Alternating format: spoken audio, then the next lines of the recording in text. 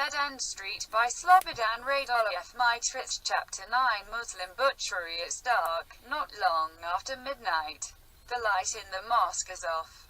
Suddenly light appears through the small windows. It shines on the faces of two believers who, kneeling in the middle of the Muslim temple on the banks of the Amstel River in Amsterdam, meet this late night in secret. Soon thunder is heard. The spiritual leader puts his hand on the shoulder of the young chosen one. "You see, Allah is with you." Quote, "Praise be to Allah, you are ready to sacrifice yourself. Allah is my witness. You'll kill that infidel dog. I slaughter him. By Allah, you will never tell anyone about our oath. By Allah." Lightning flashes. Shortly after there is a loud bang. The whole mosque shakes. "Allah is with us," exclaims the Imam.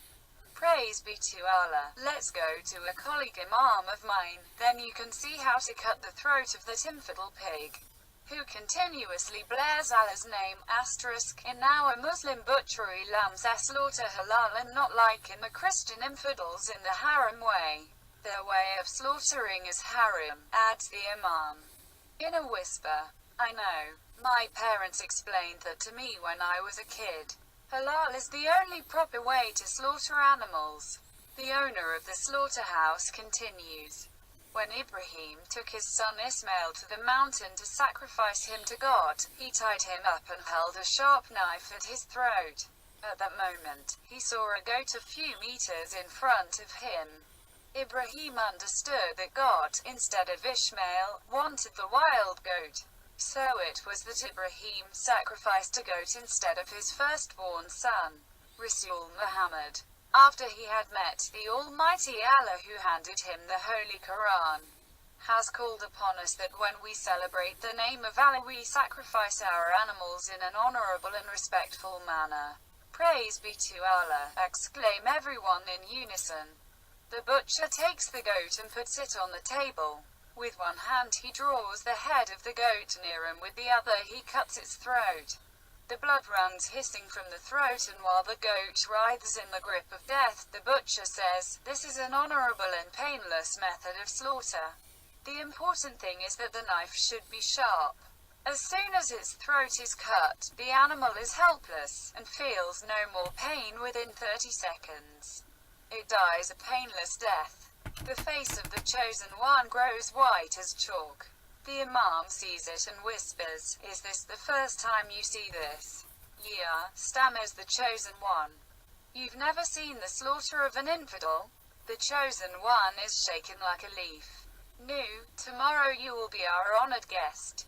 The chosen one can hardly stand on his legs and stutters, "I will be a griat honor for me."